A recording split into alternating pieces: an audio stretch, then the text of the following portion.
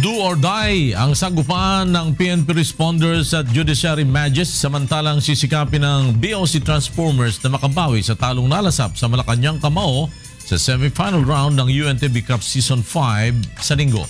Narito ang report ni Bernard Dadis. Once again, Santa Cruz anchoring the defense. Basket.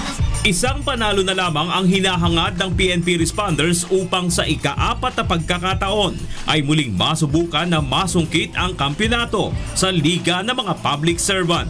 Ngunit aminado ang PNP na hindi ito madali, lalo na't ang kalaban nila ang two-time champion Judiciary Majes sa do-or-die game ng semifinals ng UNTV Cup Season 5 sa linggo alas 3 ng hapon sa Pasig City Sports Center.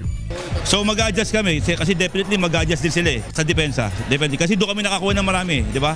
Sa depensa. So siguro dadagdagan pa namin yung effort namin sa depensa, at the same time mag-iba kami ng adjustment sa kanila.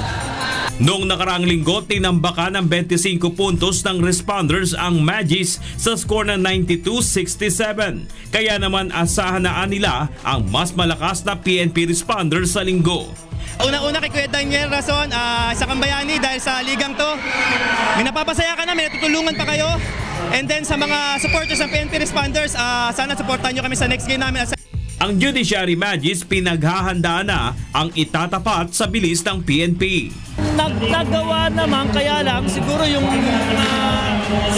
sobrang pagod na rin. Kailangan pa ng resistensya siguro.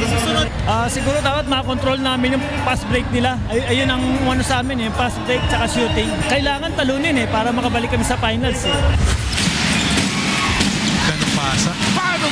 At sa second game, balik sa drawing board ang BOC Transformers matapos gulatin ang Malacanang Kamao sa kanilang sagupaan nung nakaraang linggo sa score na 99-88. Kung paano kami magkaroon ng good start sa game. Yun ang kulang namin. So, titingnan namin kung anong solution doon, and hopefully makorek namin yan. Desidido ang Transformers na kunin ang final slot sa una nilang salang sa hardcourt ng UNTV Cup. Hindi na nila sila papayag na masundan pa ang 3 sunod nilang talo matapos ang 8 sunod na panalo bago makakyat sa semis. Ngunit ang Malacanang Kamao porsigidong ibigay ng todo ang buong persa sa do-or-die game nila ng BOC. Okay, papakita po talaga namin yung teamwork. Kasi ayun ang gusto ng ating mahal na Pangulo. Siyempre, kailangan mas maging determinado pa kami. Kasi lahat to inaalay na namin sa lahat para sa Pangulo, para sa mga batang magiging beneficial, magbibigyan namin ng regalo if ever we win, para sa pamilya namin.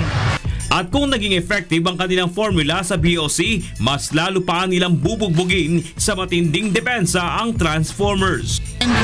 Yung formula talaga is yung intensity, pati yung communication namin both on defense and offense. Abangan ang mainit na sagupaan ng double-header do-or-die game ng semifinals ng UNTV Cup sa linggo na mapapanood ng live sa UNTV at live streaming sa untvweb.com. Bernard Dadis para sa UNTV Cup Season 5.